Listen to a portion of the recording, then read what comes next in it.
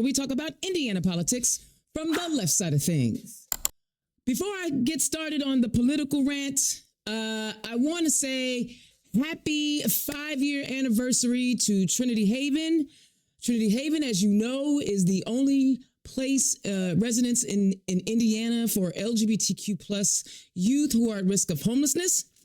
And I'm excited because I have been with Trinity Haven for quite a while now, for a while. And I'm really excited about the work that we do. I'm really excited in how we show up for people and show up for our community. I'm just really excited about who we are and how we represent young people and make sure that they have exactly what they need to be successful in life. And today is our 5th anniversary. It's our 5th birthday, and we're having a fundraiser. So listen, we reached our initial goal by 1 o'clock. I don't know if you've been watching my social media feed, but I have been posting. We reached our goal, but now we have another $5,000 match. So if you could go to the Trinity Haven social media page, we have another $5,000 match. We give up a raise up to $5,000. We have a match for another $5,000 that would give us $10,000. This is a nonprofit organization that is looking out to take care of our young people. Okay, that's what we are doing. We are taking care of young people. All right, I got a rant. Fox 59 reports the Carmel Clay School Board is weighing whether or not to put another referendum on November's ballot. They say they need to cover a $120 million gap in state funding. School board member Jennifer Cashin said there would be no one left unharmed if that funding gap isn't filled. An annual average of $15 million less a year is certainly going to have a huge adverse impact on the education here in the district, said Dr. Thomas Ostrich, the district superintendent. The possible referendum comes after the state passed SEA1. The property tax legislation will decrease the amount of money the school district will get over the next 8 years. The math has changed. The math is different due to SEA1. We are not going to receive the funds that we would have received previously. Under SEA1, the average homeowner will see a tax credit of up to $300, but it's leaving many school districts searching for ways to lessen the impact. In a doomsday example put forth by Roger McMichael, the district's associate superintendent, they would have to lay off 10 to 11% of their staff. It would hit every department, including teachers, bus drivers, and custodians. $15 million a year in the education world is a huge impact. So what numbers of teachers that might be, what numbers of custodians, what numbers of administrators, they don't know, right? The last time Carmel voters approved an education referendum was in 2023. Now, Governor Braun said previously that he would work with school districts as they deal with the funding shortage. We will work with them because I've been clear, school districts have to be healthy local government. They are going to need to see what they can do to get back the kind of rhythm. I'm sorry, let me read this again. They're going to need to see what they can do to get back to the kind of rhythm they were on pre-COVID. Guys, here's the deal. They made a mess of this. They made a mess of municipal funding with SEA1. And the reason why I was reading to you about Carmel Clay and the Carmel schools is because that is one of the wealthiest counties in our state. That's one of the wealthiest counties in our state. And their school systems are having to put another referendum. Mind you, I need y'all to understand, money, the school board money, school money, comes from property taxes. And if you have one of the wealthiest counties with some of the highest property taxes, and they are saying that they have a $15 million a year shortfall. So what's happening in counties where they don't have a lot of property tax dollars? What's going to happen to them? They may not be able to put a referendum on the ballot to raise property taxes. What happens to those schools? This governor has made a mess of things. Truly made a mess of things, made it harder for public schools. You know the whole goal. You saw Michael Beckwith go after Fisher's band students because they were in uniform, talking about take the voucher money and go to private schools. Bro, there ain't enough private schools. That just ain't enough. But why would you want to defund public education like that? Do you hate people? And this is happening all over the state. They don't want you, obviously they don't want your kids to have a quality education. Obviously they don't want teachers to be paid. Obviously they don't want you to have bus drivers. Obviously they don't want you to have custodians. Oh, wait, I know what they want you to have though. They want you to get a chaplain. They want you to get a chaplain in your schools. And you know they're not looking at, a Muslim chaplain. So, guys, it's time that we wake up and deal with the issues that are in front of us. Because this is what's happening. But more importantly, equally as important, the Supreme Court on Wednesday kicked yet another leg out from under the Voting Rights Act, the landmark 1965 civil rights law that Chief Justice John Roberts' court has repeatedly undermined over the years. Wednesday's opinion, written by Justice Alito, with the dissent from the court's 3 liberals, will make it much harder for voters of color to challenge redistricting plans that allegedly dilute the political power of minority communities. The ruling will bring about major changes to political representation at all levels of government in future elections, starting in earnest in 2028. Many states will either choose to make a change to legislative boundaries or be forced by courts to redraw districts that currently guarantee the ability of minority voters to elect candidates of their choice. State legislatures controlled by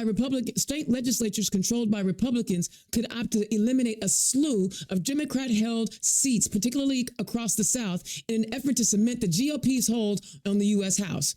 However, the decision's impact on the 2026 midterm elections could be limited, even the practical and legal hurdles to redrawing legislative plans at this point in the cycle.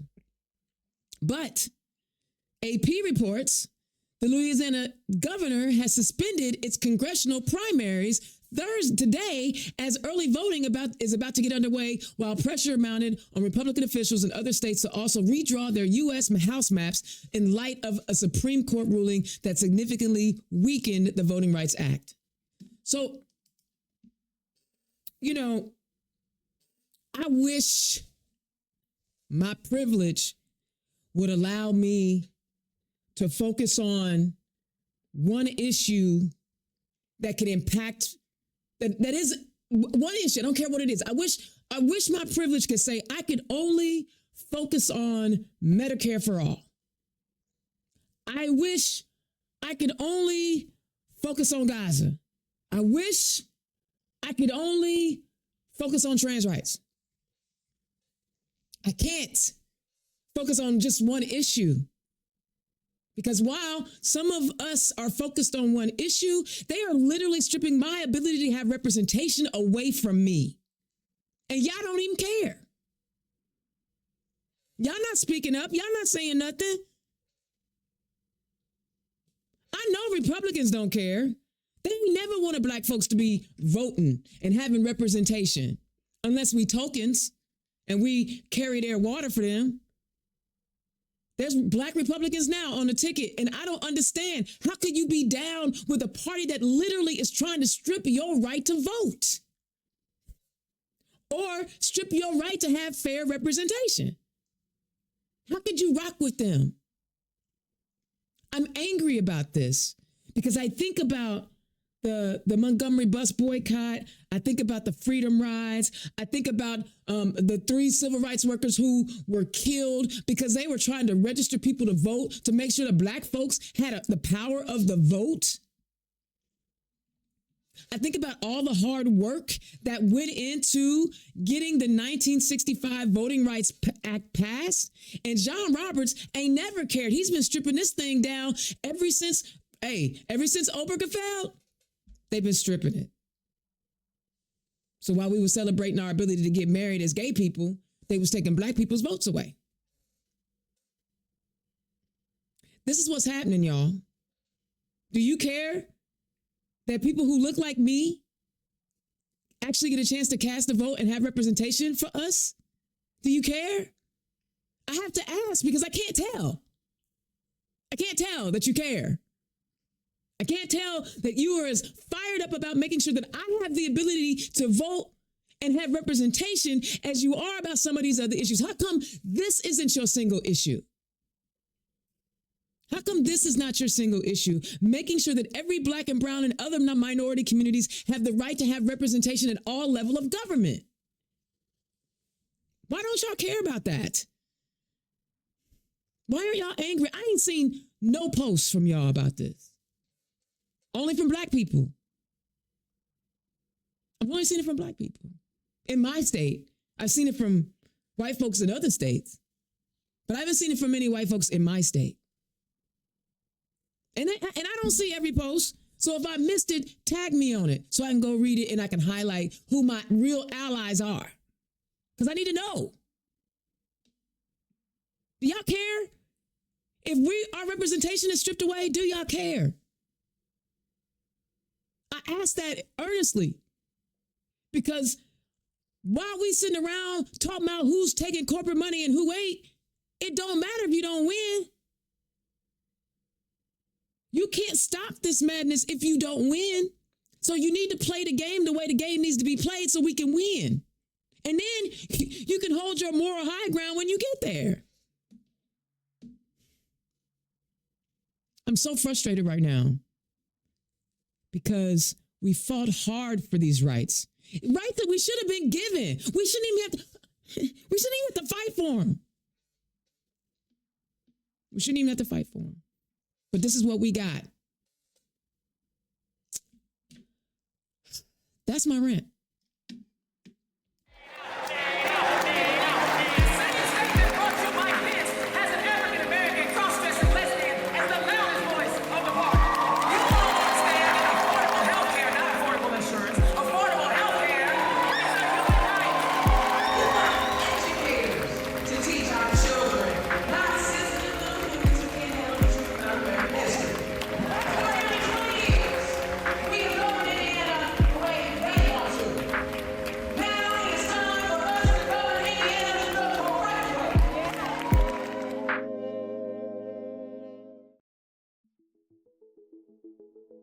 Democrats, are you looking for an affordable digital content creation solution? Then look no further than Black Pearl IT Solutions and Black Pearl Studios. Indiana's own Dana Black is providing many of the communication wraparound services any Democratic organization needs. No matter the size of the budget, Indiana's own and Black Pearl Studios have you covered. Just scan the QR code or visit www.blackpearl-its.com. You know what? It just hit me. That QR code don't work anymore because I got a dot card. I got to fix that ad. Oh, okay. So, listen, guys. I know I sounded fired up, and I am fired up. I'm angry. I'm ticked off because I can't tell that people are fighting for us, and I need y'all to fight for us. But I'm going to calm down now because now I have a guest.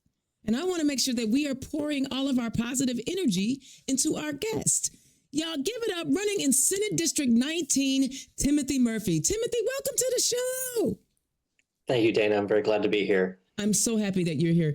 I got to ask you, was there anything in my rant that you wanted to comment on? Goodness, I feel there's so much there. One thing I would say, two things, actually both connected. The person who's currently serving as the Republican in Senate District 19 was very much involved in the property tax change. That's Travis Holdman. So you can thank or blame him for all those challenges that municipalities of various resources are going through. And then as far as the Voting Rights Act, that really was the last it was the last effective plank of the Voting Rights Act that the Supreme Court hadn't removed, which is now effectively unenforceable. And so there's so many, I really think there's so many problems with that there's a connection between the policies that we can't get through and the weakness of our representative democracy. And I can talk more about that later, but Absolutely. This is part and parcel of a long process of undermining representative democracy in our state and country. Absolutely. You know, one of the things that I love, you never know who's listening to the show. And Senator J.D. Ford, who is running for Congress in the 5th District, just heard just a little bit of my rant and sent me a screenshot of what he said about the Voting Rights Act, because he wanted me to know that he was an ally. That's what I'm talking about. I don't see every post, but he heard it and he shared it with me. And if I wasn't so blind, I would read it, but I can't see it. Oh, wait a minute. I'm going to read it real quick from State Senator J.D. Ford. I sat in the rooms where these maps are drawn. I've served on elections. I've been a part of the redistricting process, and I can tell you this clearly. The lines on the map are never just lines. They decide who gets heard, who gets represented, and who gets left out. Today's Supreme Court decision weakens one of the most important tools we've had to protect voters from discrimination. It makes it harder to challenge maps that divide communities and dilute voices. And that should concern every one of us, no matter where we live or how we vote. Because I've seen that what happens when communities are carved up for political advantages, neighborhoods that share schools, churches, and history gets split apart. Voices get scattered, accountability disappears. I'm not gonna keep reading, but J.D. Ford came through. He is my brother.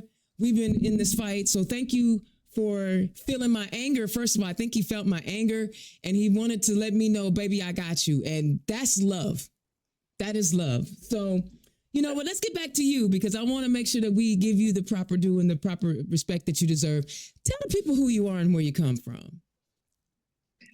Well, my name is Timothy Murphy. I'm running for State Senate District 19. I've lived in Indiana for the past 8 years. I'm originally from Kentucky, so Okay. neighboring state. So yeah, so people, I don't have much of an accent, but it comes out here and there, and people notice and go, okay, I hear it there, hear it there. But before I came to Indiana, I lived in Southern California for a little over a decade. Oh, wow. Doing work in social justice and faith-based advocacy on different justice issues, and working in churches or in justice nonprofit areas. But I moved to Fort Wayne, which is part of District 19. Really, just only 10% of Fort Wayne is in District 19. It's mainly rural counties to the south of Fort Wayne, but a little bit of Allen County. But I serve as a pastor at a progressive congregation in Fort Wayne. I've done that for the past 8 years. And so every week we talk about the kind of world we want to see, that is one of justice and inclusion and compassion, where no one's left out or left behind, no one's exploited or marginalized. And that's kind of the dream of the world we want to see on earth as is in heaven, we might say.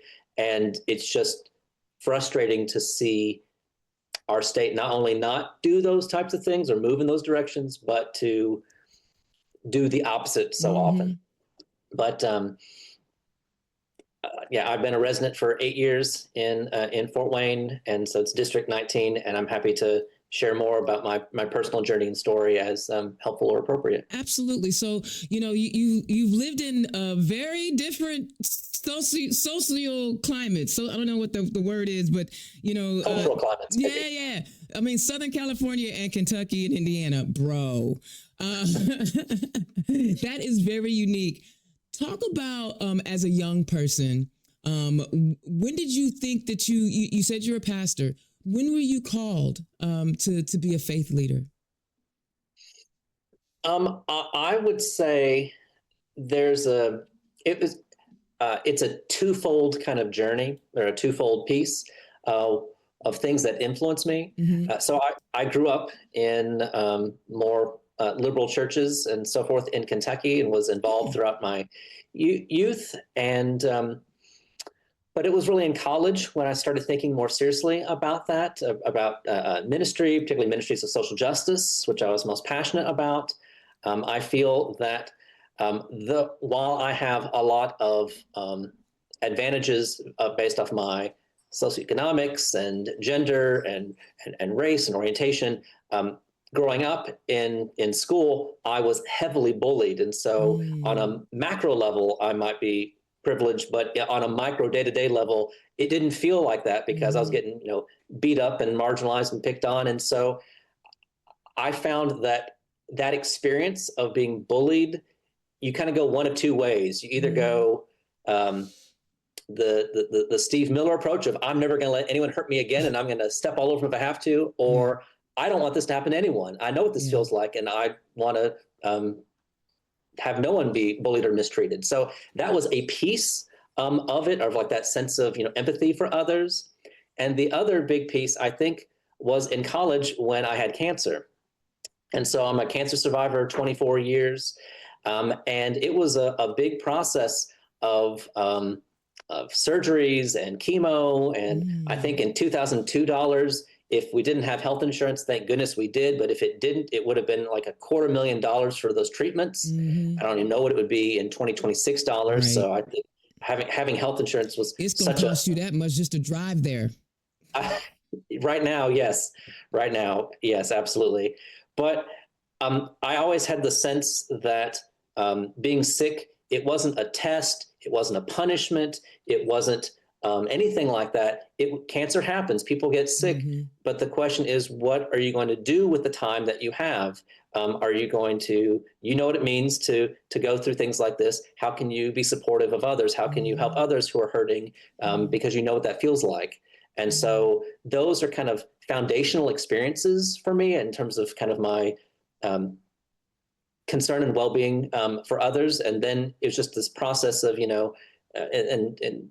college and seminary, and the experiences I had working in different settings and meeting folks, being a chaplain at a HIV/AIDS clinic, or other types of ministries within seminary, that I felt called to ministries of justice in some way, shape, or form. And so all the work I've done, both in congregations or in nonprofit work, has had a social justice element to it. And I can share more about those if you... Can I just tell you something? Like, I'm so grateful today that you are my guest today. We had never met before, I don't think. Have we met before? I didn't think so. I don't believe so, no. A lot of times when I ask people, I find out who's running because I don't play favorites. If you respond to the email, I put you on. And your story is incredibly similar to mine as a young person. I was also the kid that was bullied. Right. I was the ugly kid in school. Like, I was the kid that got teased just relentlessly. I mean, my goodness, you can't be this complexion and have the last name Black and not get teased about that and everything in between. But I got to tell you, you are so right in that either you succumb to the bitterness and the hurt and the pain, and you decide to lash out at other people, or you try to fight like the Dickens to make sure that other folks, right, don't feel what you felt. Brother, I'm telling you now, I have not heard anyone else tell my story like you just told my story. Oh, and wow. So you just told my story, and it's your experience, your life. I know it is, and I wanted to share that because you never know. When I do these turn lefts, I never know. I don't always know who the folks are, what they're going to bring to the table. And brother, you just touched me right then and there. You actually calmed me down. I mean, like, you really just did your thing. But I imagine that being someone who went to seminary school, I imagine someone who leans on their faith, you have a tendency to sometimes, like, you know what? Let me back up and pray about this for a minute. Right. I'd be glad to have a prayer with you, but maybe no, not right now. I'm just saying, exactly. Not right now is probably not the moment for that. But I'll keep that up in my heart, and thank you for sharing that and sharing a little bit about yourself just then, because I didn't know that, obviously. Yeah, like, I mean, but you're my second pastor on this year, Pastor Green, who's got a contested race for the state senate. We could actually be sending 2 Democratic pastors to our state house, especially at a time when the other side of the aisle literally tries to take hostage faith. How do you feel about that when you see and I'm going to call them what they are, the white Christian nationalists, right? Which I think is a very different thing than what you're talking about, love and compassion. How does that make you feel when you see folks behaving in that way? I lament it. It's incredibly frustrating. When I was in LA, I served in a role as the executive director of a group called Progressive Christians Uniting, and its focus was around trying to end racialized mass incarceration in California and address issues of climate change. And so I've been doing this work for well over a decade, almost 2 decades, and it's still like almost all the oxygen in the room is always towards evangelical, fundamentalist, and now Christian nationalist forms of Christianity, which that's just what kind of gets picked up in the media, and they're much a larger platform. And so, people find my congregation, they go, I didn't even know this was a thing. Yeah. We've been here a long time. Yeah. We're here and we're doing the work. And so it's, I can't speak on behalf of the Christian nationalists. In so many ways, we're almost different religions in terms of like what we value and what we prioritize and how we understand the kind of world and people we're supposed to be. So the name Christian is almost the only thing that's in common.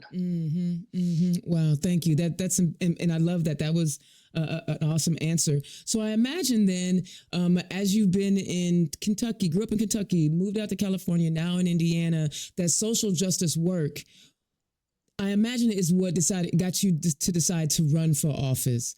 Was there one specific thing, or was there a host of things? Tell us why you decided to put your name on the ballot. There was one initial thing that motivated me above all others, and it actually was this piece about this connection on all the policies that we want to see and the weakness of our democratic systems.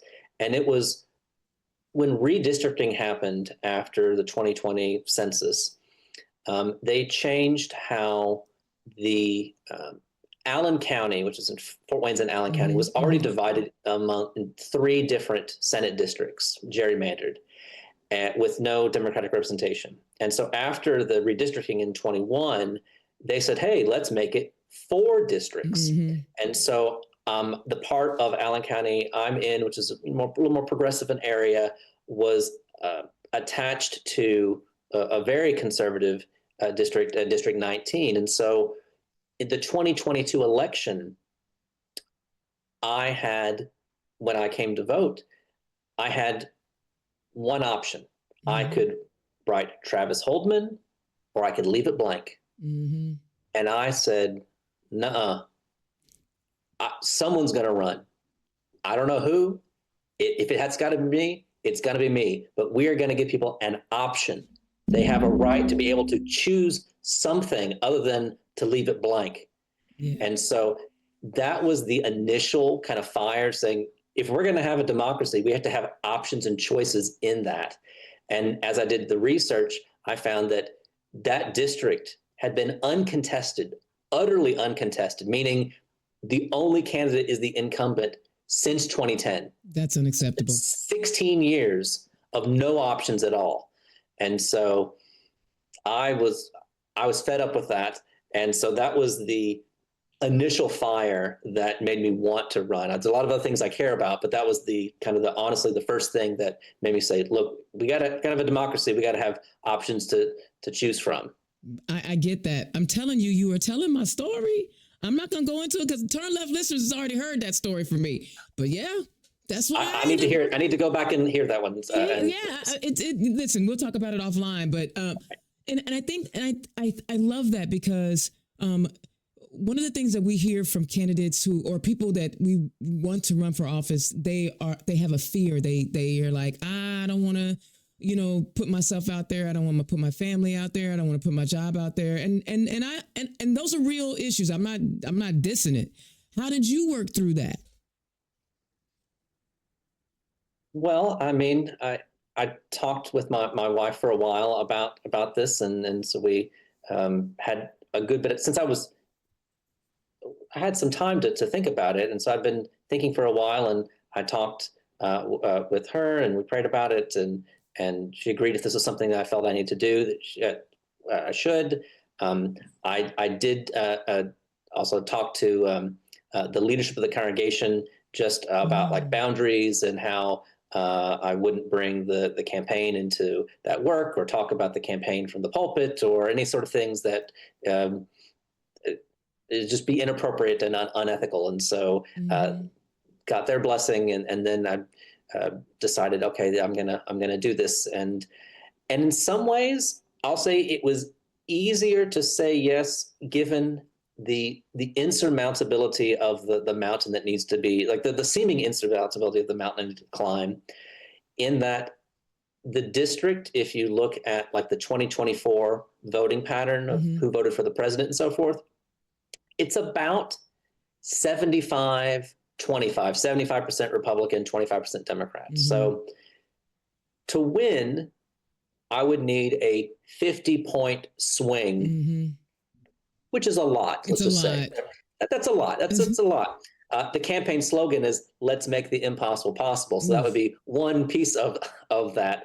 But it made it easier for me to say, look, this is first and foremost a message campaign of what kind of values do we want to see in our state, what is not happening, and I felt very comfortable leaning into that kind of campaign with my other obligations and time. And so that really kind of solidified me deciding to run. I'm going to tell you what's going to happen. And the only reason why I know what's going to happen is because it happened to me. So there hadn't been a candidate in the district that I ran in for a few cycles. And it was a plus 20, 25 seat R, right? I ran the race. I got the highest vote total of any Democrat who ran against the Speaker of the House at that point, highest percentage. And then the best part was that there was a woman and a woman of color to run in every election after I ran. And we had been closing the gap every 2 years up until redistricting. So trust no one believes. Somebody is watching you right now and is like, okay, I'm gonna support Timothy right now. But you know, if things don't work out, I'm gonna run. And I'm telling you, they're watching you. Okay. Yeah. See, I'm telling you. I agree that the problems where we got into are way bigger than one campaign cycle. And so I think it'd be weirdly presumptuous to say in one campaign cycle, we're going to fix everything. That these problems are decades in the making. The solutions are going to take even longer. They're going to take as long or longer sometimes, depending, I love that you're being realistic. Like you're not pie in the sky. You're like, listen, we want to make sure that people have a choice. And I love that. Thank you. Oh. I mean, honestly, if I had my way, the solution I would have for this redistricting and gerrymandering would be not just independent commissions, it would be proportional representation. So the percent of the vote you get is the percent of the seats you have.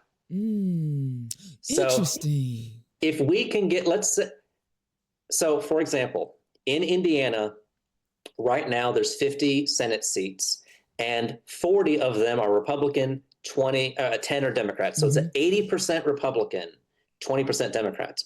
We are not an 80-20 state. Nope. But the Senate says we are based off how the districts are chopped up. If we were proportional, then it might be something like 57-43. Democrats get a little over 40% of the vote statewide. They get 43% of the seats or something like that. This would also benefit, conservatives in liberal states, for example, like Massachusetts, that they're underrepresented as well. But I think a more representative system is more representative. And also then the district lines don't actually matter anymore because it's the percent of the vote you get. I like that. Well, I can guarantee you the supermajority in our state house ain't going for that because they just put it wasn't even a thing, and they put it in a bill to outlaw ranked choice voting. Ranked choice is great when you've got one seat that's like a governor or a senator where it's got to eventually be one person. Ranked choice is wonderful. And instead of even exploring it, they just made it illegal before even trying, which is duh. Why? Anyway, they don't believe in representative democracy. No. I think that's the ultimate answer there. No. Indiana's own Dana Black, turn left. I'm talking to Timothy Murphy. Y'all click this link, click his donate link. Become a $5, $10 recurring donor. I'm going to make sure that when I put the live show up, I make sure that I put his link up. Right now, I've got the turn left link up, but donate to his campaign. Click that link because we want to give him the best chance at success in November. So, we just talked about representation and how with that supermajority, we're not being represented in the way that we deserve to be. I think about the conversation I had with my last week's guest and these data centers and how, and it's not just the data. First of all, they are literally trying to put, I think, damn near 7 data centers in Marion County alone. I need somebody to make sure, somebody explain to me how that is physically, feasibly, economically viable to have that many data centers in one county. Oh, the most populous county, one with the most amount of people in it. I'm sorry, that was another rant. Sorry. Talk about it's getting ridiculous. Are they just trying to destroy my city? I don't know. Talk about, when you think about, I know data centers is the big deal. Let's get to it. What are you hearing in your district, and what are people saying they want you to fight for when you win the election? People have been talking about data centers. I was in Blackford County last night, and that's a very rural county with not a lot of economic opportunities, but they were very concerned about data centers and how the data center might provide some jobs in the short term, but the companies are trying to build them are not looking out for the interests of any county that they want to put them in. It's to maximize energy for AI, and the purpose is to then eventually maximize to take away the jobs of people that generative AI can then replace, because that's the only way these companies can make the money they've invested in all this work. And so if data centers were democratically run with and owned and operated by the communities in which they're in, that's a different conversation. But that would also be true for a lot of different industries. Yes. That is not the case. I mean, economic democracy is also part of democracy, and data centers, I think, are part of the process of essentially expanding the wealth and income and power gap in our state and in our country. So that's one thing. People are also concerned about the property tax changes and funding to schools. People are concerned about the lack of healthcare options, and in some of the places in my district, there are counties where there's no hospital to give birth anymore. Like, it's just closed down completely. And so the opportunities you have in life should not be based on where you're born or where you were raised. If we actually want genuine equal opportunity, then where you grew up should have no bearing on the outcomes of the odds of you succeeding in life. And that's not at all how we have things set up right now. And we're only exacerbating that, of well-resourced places having more opportunities and those on the margins being further and further left behind. And I'd find that infuriating. I do believe, sir, that Dan Cannon's going to be mad about this. And Dan Cannon knows who he is. I think I have found my new gubernatorial running mate. I'm telling you, brother, you are speaking my language. Where have you been my whole life? Where have you been? In California, now Fort Wayne. I don't make it down to Indy all that much. That must be it. And can I tell you what makes it so beautiful? It's obvious that your politics is based on people and making sure that people have what they need. Like, every day I wake up trying to figure out how to elect more Democrats who are going to write good policies that improve lives. That is like a saying that I say everywhere. And I have a feeling that you have that same notion and have that same empathy. And you are one of the reasons I tell people all the time, some of my more sensitive white brothers and sisters who be acting like Democratic Party don't want white boys and white guys in our big tent, which is crazy, right? That's not true. You're a prime example of why we need it. Here we are, a white pastor and the gay black loudmouth, the lesbian, literally echoing talking points. But it will hit different in different communities when it comes from you versus it coming from me. It's not fair that that's the way it is, but I've recognized that. I've found it helpful to, white privilege shouldn't exist, but if it exists, I'm going to use it to dismantle it, if that makes sense. And see, I'm okay with it because here's the thing. Now, I'm not okay with white supremacy and all of that. But what I'm saying is, I understand that people come from different lived experiences and everybody ain't gonna be cool with everybody. I'm okay with that. I don't have a problem with that.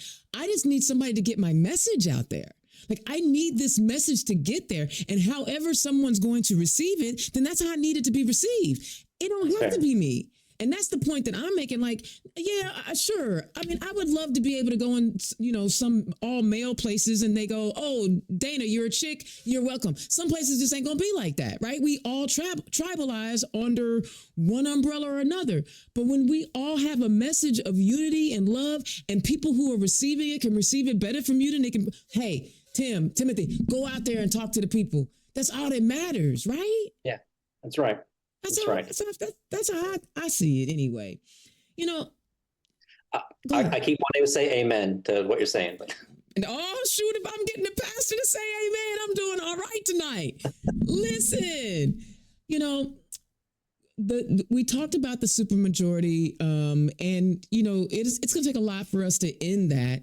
But if you were to win your election, talk about your leadership style and how you would work across the aisle.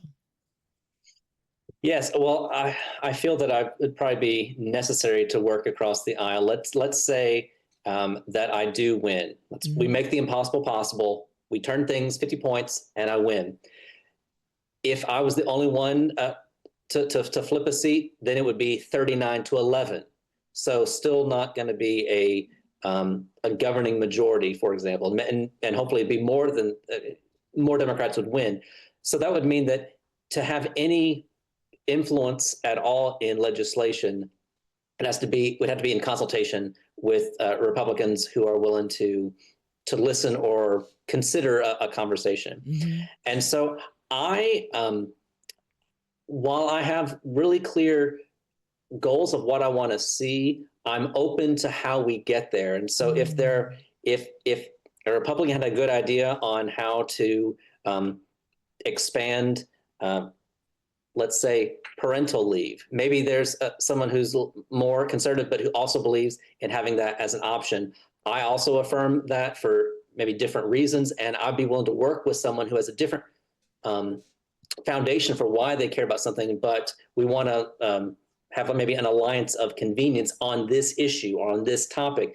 There also might be more conservatives who are up in arms about data centers, and so there might be some cross partisanship on issues like that. So you have to look there, and it's possible to listen to people, to hear their concerns, helping them feel heard, even when it's another elected official, can go a long way to building trust, even when we don't disagree on an issue, which can then allow for other possibilities. Well, okay, we can't work together on this, but maybe we can see some movement here, or maybe could sand the edges off otherwise bad legislation that Republicans were planning to push through.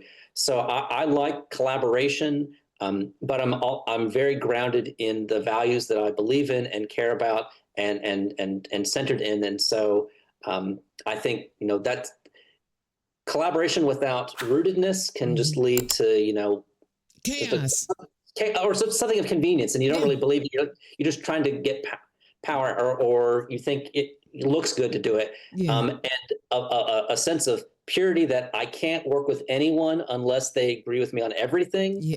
That's party of one. I mean, no one agrees with me on everything. Even, I mean, we're resonating, but if we went long enough, I'm sure we'll find something that we're like, well, I don't see it the same way. Well, now it's just us individually again. So you got to have both. You got to be rooted in what you believe in and be able to collaborate with others to listen, help them feel heard. Active listening skills. It takes some emotional labor and energy, but that goes a long way to help someone feel heard. And then you can maybe push them and encourage them to shift some more. It's a possibility. That's kind of would be my method, I would think. I love that. And you know what? And sometimes it ain't even a party of one, because you will change your mind. Yeah, exactly. I've been wrong on a lot of different things over my life. Goodness. And luckily I have people that love me to let me know when I'm wrong.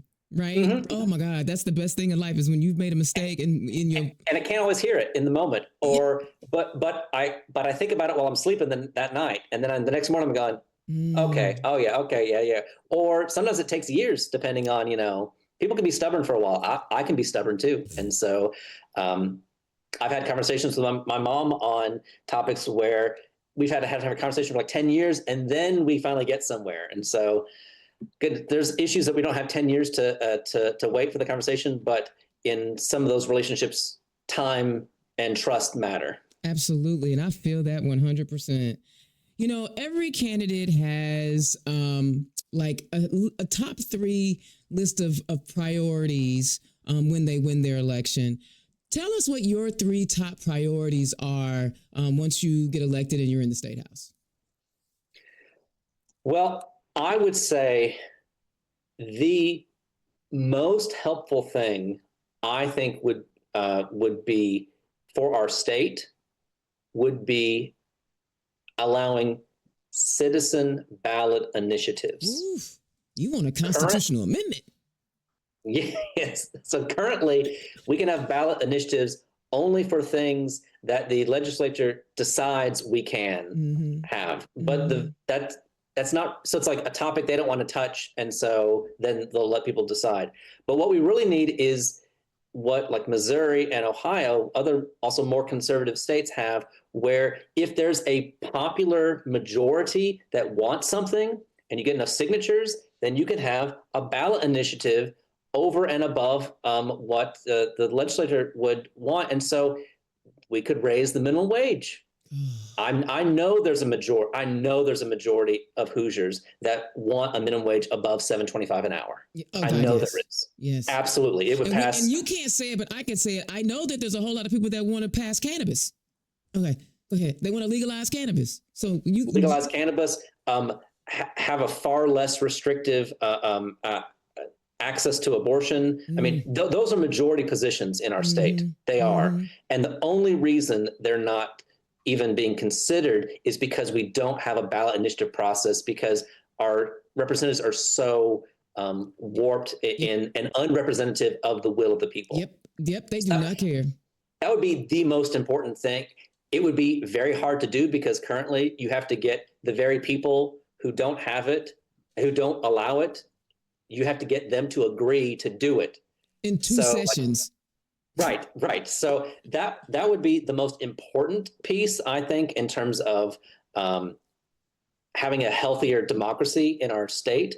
Other issues has to do with affordability of affordable childcare.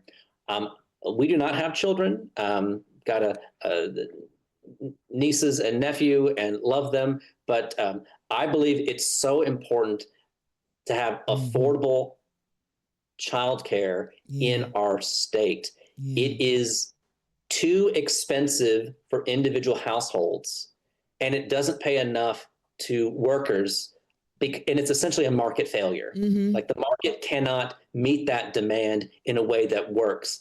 And so those are the exact type of things where government's role can be to step in and make that happen. I think every county, there should be affordable $10 a day per kid in every county. And if that's not available in the market, the state needs to step in and make that happen. And the state just went the opposite direction. Absolutely.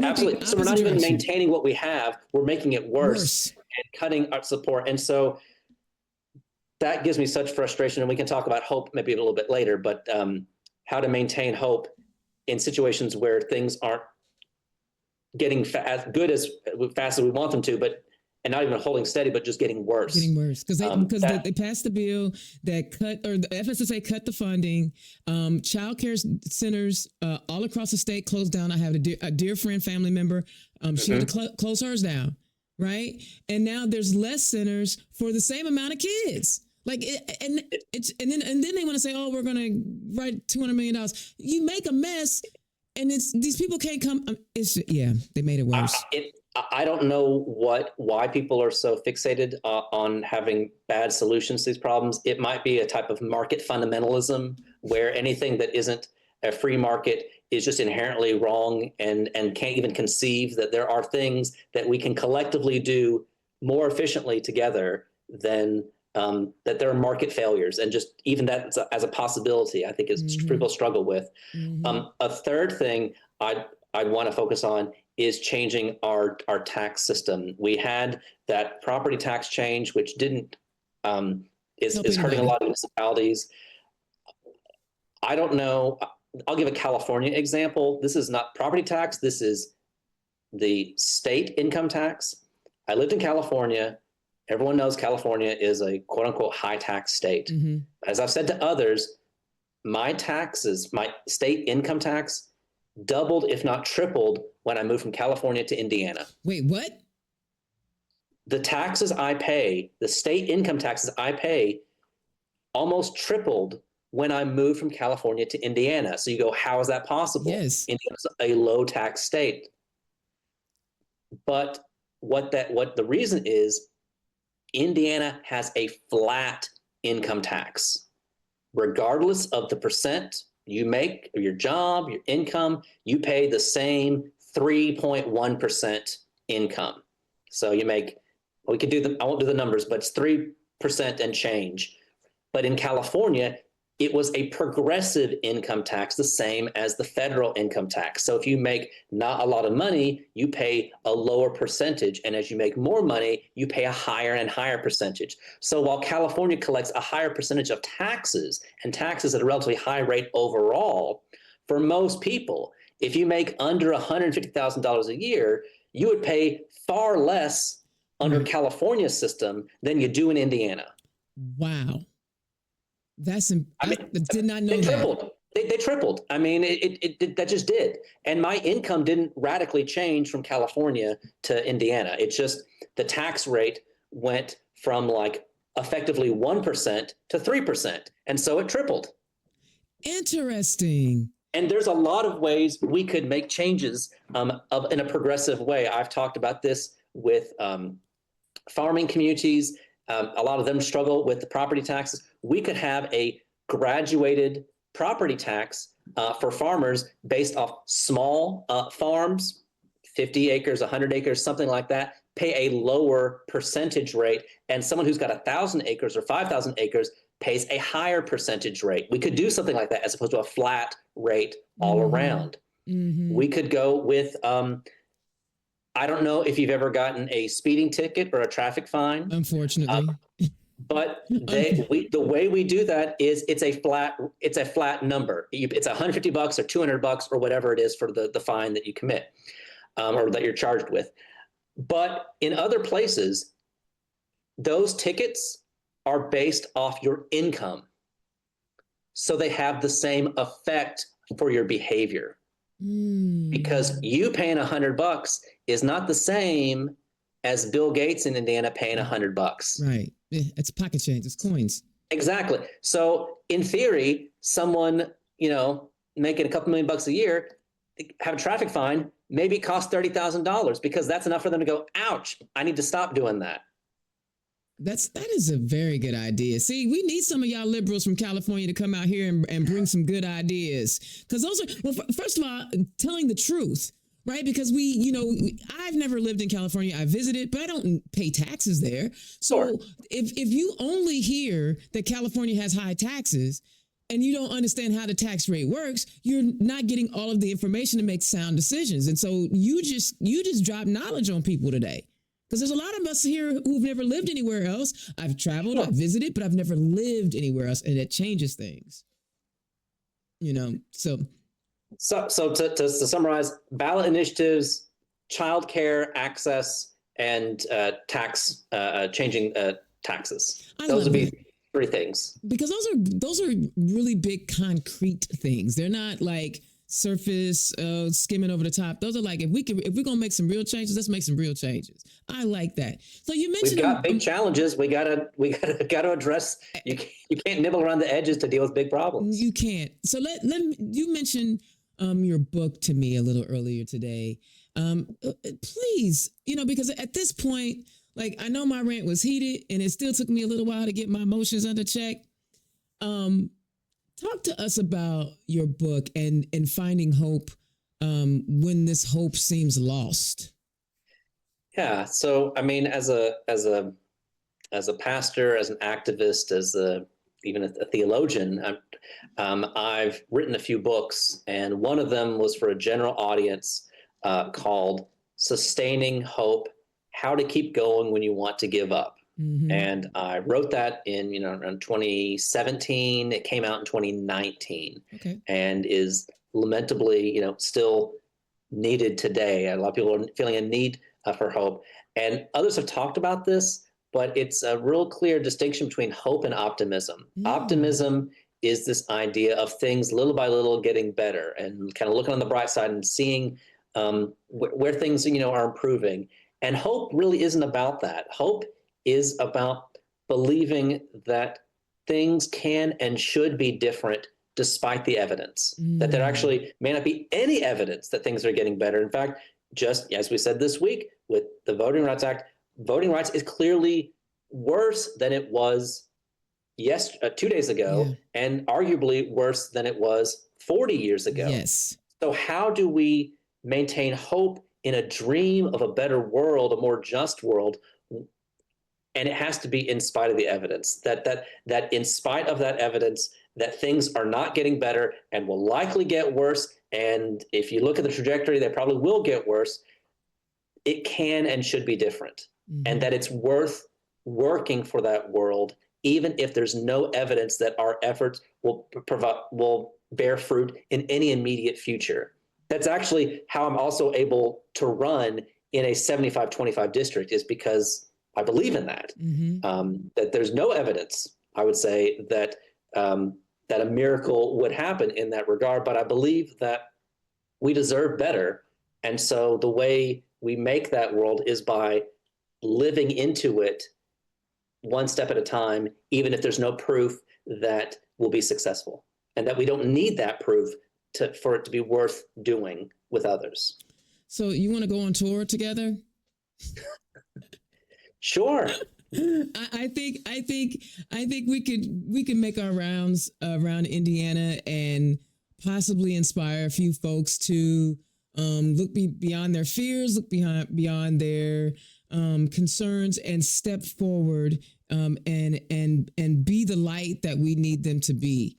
Right? Absolutely. You are being the light that many need to see, and I want to thank you for, you already do all the work, right? You talked about criminal justice, you talked about justice reform and economic justice. You've talked about all the things, right?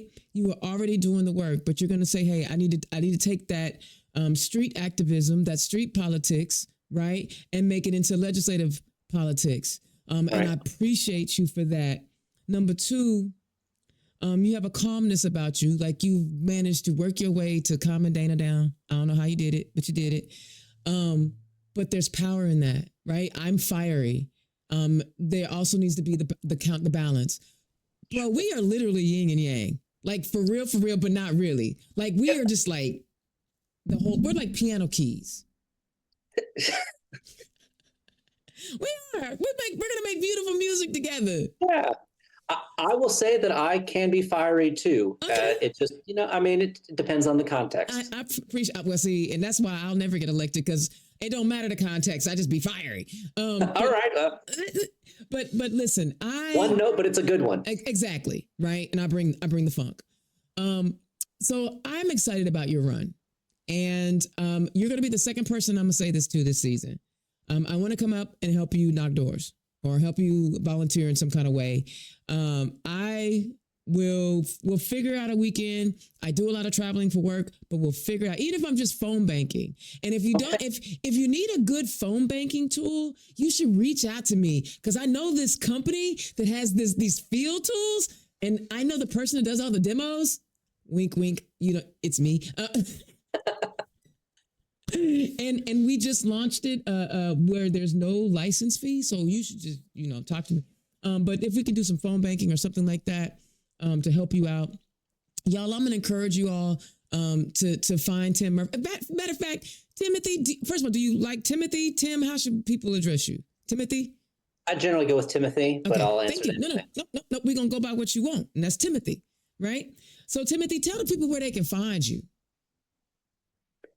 They can find me on my website, murphyfor19.com. They can also find me on Facebook. You just look up Timothy Murphy, State Senate, District 19. It'll be right there. It's also a link from both the Facebook has a link to the website, and the website has a link to Facebook. They can also email me, murphyfor19@gmail.com. I'm not a big social media person, so I don't have an Instagram or I'm on TikTok. I actually don't really have a smartphone because that's just not my style. So I do what I can with what I've got. But see, there we go. I knew you said it. We talk long enough, then we're gonna disagree. How you not gonna have a smartphone? That's a longer conversation, probably. I'm teasing. Yeah. It was just a matter. It came full circle when you said we talk long enough. We'll find something that we disagree. There it is. Yeah. Do you have any volunteer opportunities coming up or events? We will have door knocking soon. Okay. It has to do with the smartphone. I have to be trained in how to use the minivan app. The county party wants me to know how to use that before I'm knocking on doors, because it has to do with updating the system and so forth. And so that I can knock on doors, but if I'm not updating the system, in their minds, it doesn't count. So I need to be trained in that. So as soon as that happens, because since I don't have a primary contestant or opponent, I've been doing